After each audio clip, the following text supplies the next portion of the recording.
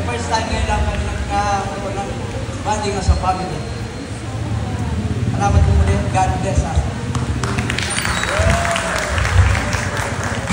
Kuya Dariel at Kuya Gabriel. Tonight is the birthday of Joanna May. What is your wishes and message to Joanna May? Hello, Joanna May. Happy birthday. Tapos gusto ko lang matupad mo lahat ng mga pangarap mo. Mag-aaral ka mabuti.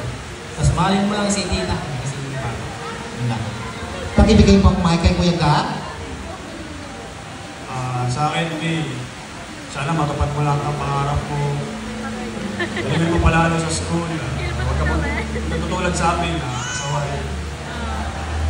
Yun lang. Happy birthday. Kuya Daryl, Kuya Gab, sa inyong magkakapatid, ano sa tingin nyo ang pwedeng maging boyfriend ni Joanna May?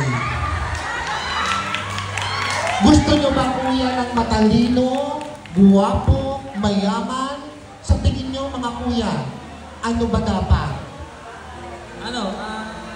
Kahit sino naman basta yung igagalang lang siya. Igagalang din yung si Tita at si Papa. Ganun. Kuya Gab? Ganun din po. Tsaka huwag na magsasaktan kasi pagka sinaktan, Nagbabanta ka rin. Kuya Gab at Kuya Daryl, sa inyong bang magkakapatid, sino ang pinaka-bully sa inyo? ako po. Aminado ka talaga, Kuya, ha? Sino naman ang pinakamatakaw sa inyo? Sino ang laging pasaway sa inyo? Ako po. Pero sa tingin mo, Kuya Gab, sa inyong magkakapatid, sino ang paborito ni Mama at Papa? Si May po syempre. Kasi unika iha po eh. Oh. Kung gano'n, pakibigay po ang mic kay Daddy. Daddy, hindi na ako magpapaligoy-ligoy pa. Anong edad pwedeng mag-boyfriend si Joanna May? Sa akin, wala tayong hawak dyan at sabi ko lang, always praying na yung aking boyfriend is may Christ sa puso.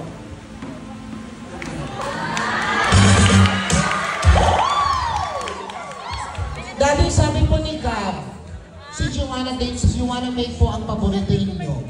Opo, kasi sa yung since birth na kasama namin. Kasi we're all know na Yes. separated ako sa nanay ng dalawa. Siyempre, may legal wife, may magkaiha, together as family. Sa inyong pong mga anak, sino po ang pinakamagastos? Siyempre, hindi nagsusuot yata ng hindi segregate to eh. Pero, ang ginagastos nila, hindi na galing sa akin kasi may mga trabaho tumato eh.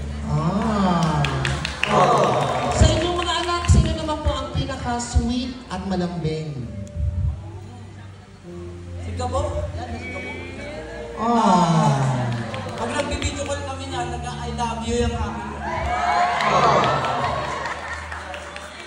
Pakibigay po ang mic kay Mami. Mami, totoo daw po na nakuha ni Joanna May yung pagiging maldita niya sa'yo. Nagpinapagalitan lang. Totoo rin daw po, napasaway daw kayo ng kabataan. Kaya mukhang nagiging pasaway na din si Joanna May. Hindi kaya. Totoo daw po na dahil magastos daw si Joanna May, dahil magastos din daw po kayo. May pagkakagastos ang pero yung importante. Kaya lang nasabihan ko nga siya na habang bata pa, sana tumulad siya sa akin na kahit papano magtabi para sa kinabukasan. Totoo din daw po na napakaraming kaibigan ni Joanna May. Ganon din daw po, kadami ang kamaritasan nyo. Hindi naman, kasi yung mga dating kaibigan ko, nagkamali sila. Yun, magkaroon. Tapos sa anak ko naman, yung iba natatakot na makipagkaibigan kasi masungit daw. Kaya kahit magliligawan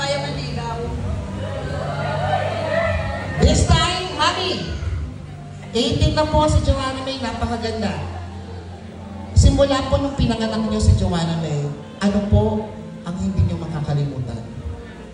Yung pinanganak ko siya, kaya siya lang mag-isa kasi naranasan ko yung time na ako lang mag-isa. Tapos yung tatay ko na nakumpulsyon siya na kamutik na siyang mamatay dahil kami nakatira talaga sa bukid. Maputik, bago makarating ka sa pupuntahan mo, talagang napakahirap. Tapos pagdating pa sa ospital nito, hindi pa siya masyadong nasikaso. Kasi ang daming pasyente, siyempre nagalit na rin ako kasi mamamatay na ako yung anak ko, hindi niyo pa kinikilos, naturingan private yung hospital niyo. Yun lang. Hindi niyo po makalimutan yan. Hindi talaga. Second to the last question for you, Mami. Ano naman po ang pinapangarap niyo pa para kay Joanna May? Na pinapangarap ko sa'yo, sana natupad mo yung pangarap ko sa buhay. Huwag na masyadong magastos. Kasi para sa'yo din yun na mag-aaral kang mabuti. Lagi ko naman sinasabi sa'yo na mag-aaral kang mabuti para makamit mo yung minimiti mo sa buhay. Yun lang.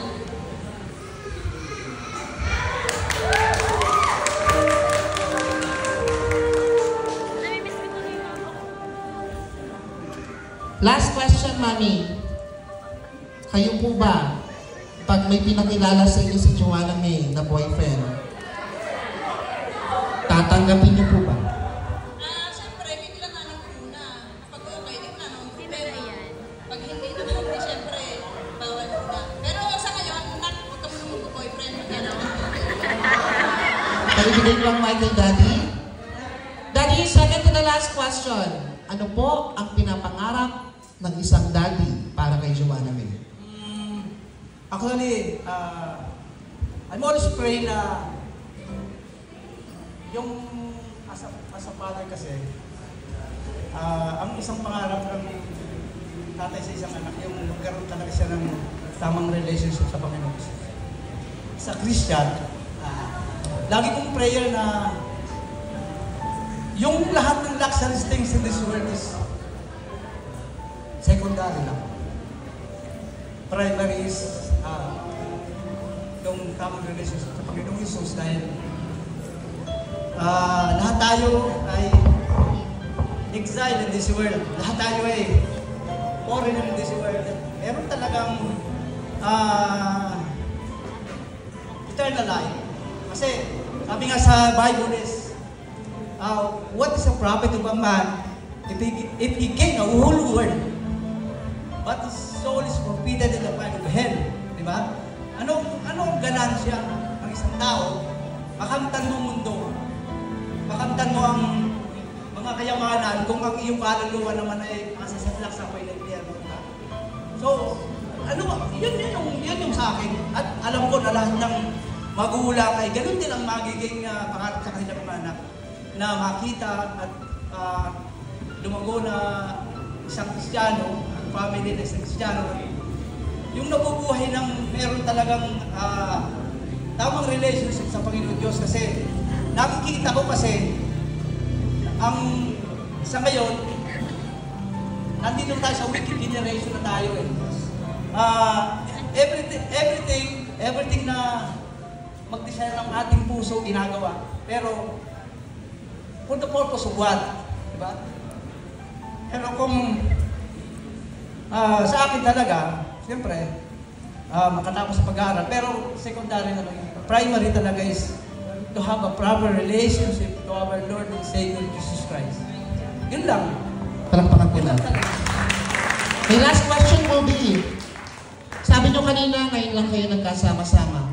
Daddy, andito si Dario, si Gab, Joanna May. Andito po ang inyong mga anak. Ano po ang nararamdaman nyo ngayon? Siyempre happy, and for all you know, every year lang kasi ako nakaka-uwi. For 12 months, I spending 1 month dito lang sa Pinas. At nakikita ko lang sila sa video ko, pati yung wife ko. Pero alam ko naman na kahit ako, alam din ni Joanna na kaya nagpapakahirap ang isang OFW ng katulad ko ay para sa isang maayos na isang maayos na future para sa aking mga anak. At yun ang lagi kong pinapangaral sa kanila na tayo bilang isang tao, magkaroon tayo ng tamang makita sa atin, sabi nga, let your light shine. Diba? Yun ang, at saka sa mga anak, wala nang masasabi. Sa mga anak ko, siyempre, nakasama ko sila nung pa yung pangalan sa Gubo. Ang gusto lang nila nung makasama ako ay maglaro kami ng basketball. Dalawa. Pero yun, may tayo. Palagpakan po natin si Daddy at si Mami. This time, Kuya Dari, upo muna kayo kasi dahil dyan ka lang. This time,